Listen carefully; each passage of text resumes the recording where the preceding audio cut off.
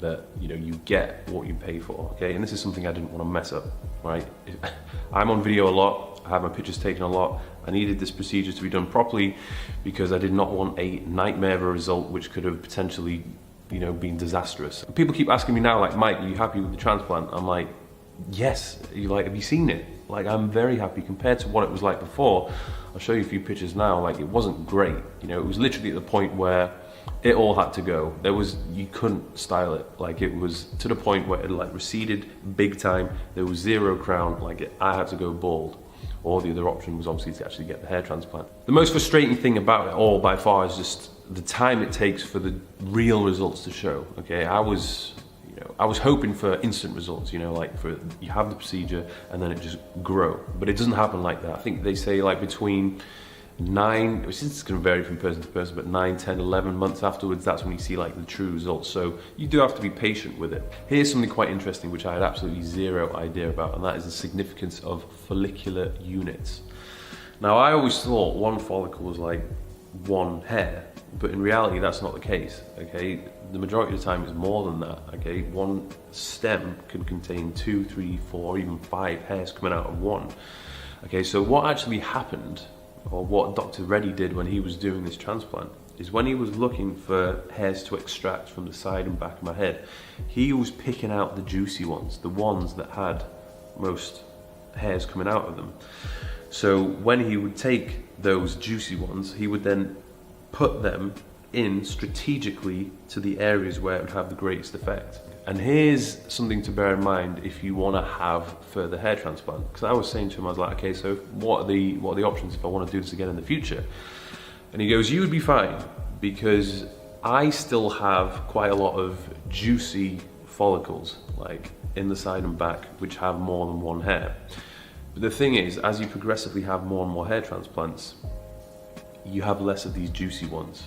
Okay, so the overall effectiveness of the transplant is not as high. So that basically means you have to extract more hairs to get the same result which you had the first time round, where you only used half or even like the third of the amount of extractions. In terms of anything I would improve upon, I'd probably say the crown region. Like, I thought, or I would have hoped it would have been a little bit thicker. Like, I do notice now in pictures and videos, like it is a little bit lighter.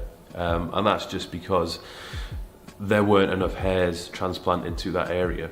I think from the 1,700, he did distribute them evenly, but because there was, a lack of hair in the crown in the first place, I would just need a lot more follicles to be inserted around there. So if that was something which I wanted to improve upon, I could get another transplant done. That's certainly an option.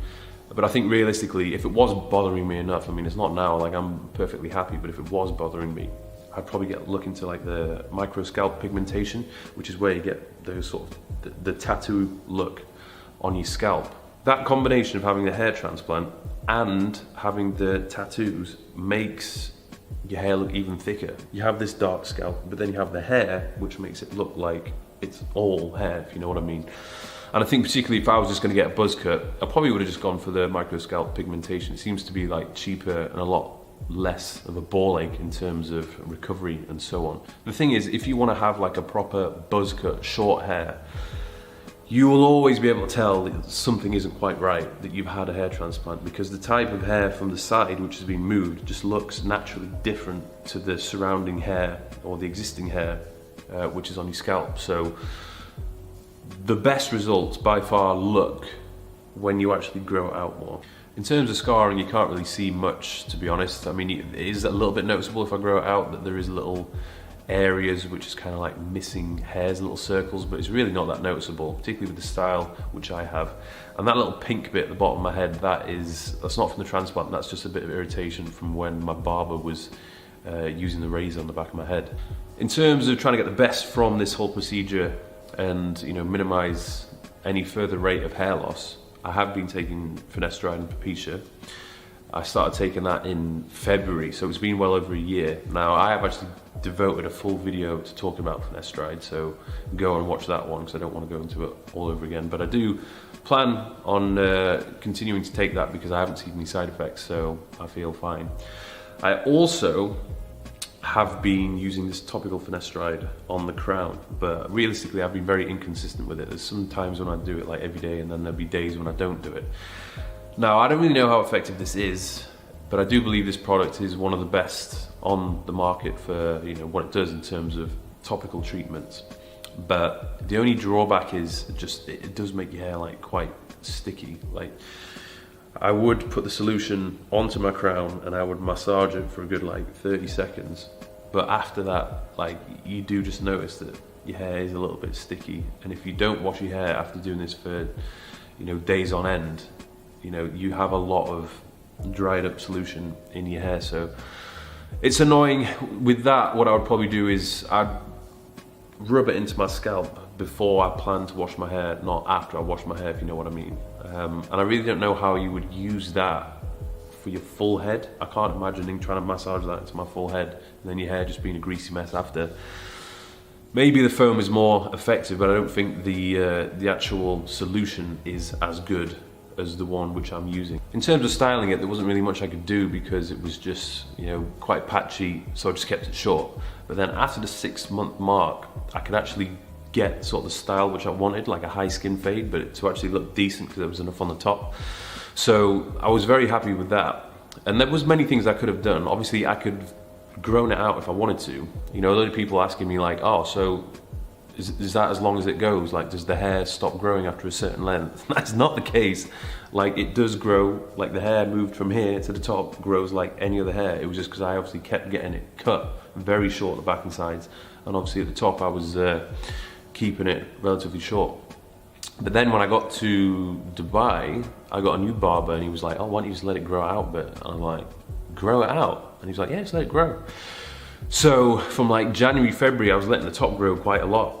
And, you know, you could question whether that was good or not. One thing I realized is my hair was curly. I forgot that my hair is actually curly. So when it goes past a certain length, it starts curling a little bit. And it gets a little bit unmanageable to the point where I would actually have to really start styling it. There was definitely a point about a month ago where I let it grow so long at the top that it just looked ridiculous, because obviously it was curling and I was just not styling it whatsoever. So it was just this like uncontrolled ugly bush on the top of my head, which looked weird. But honestly, you know, if I did grow it out, without a doubt, I could make it look good, but I can't really be asked to put the effort into styling it all the time, particularly if I'm in warm climates. I'm always sweating, I'm always working out. Like, anything you do to style it, sweat and humidity just messes it up again. So I'm quite happy just keeping it short and pulling it down. Like, that is the look which I like to go for. In terms of general advice I would give to people before getting this procedure done, first thing to do is to do your research. That's very important. Okay, look at the different clinics. What is their reputation?